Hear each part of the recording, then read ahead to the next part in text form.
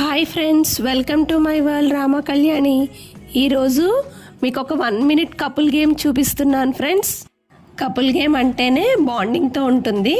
ఎందుకంటే wife and husband లైఫ్లో ఎలా అయితే ఒకరికొకరితో సపోర్ట్తో ఉంటామో కపుల్ గేమ్ కూడా ఇద్దరి సపోర్ట్తో ఆడాలి.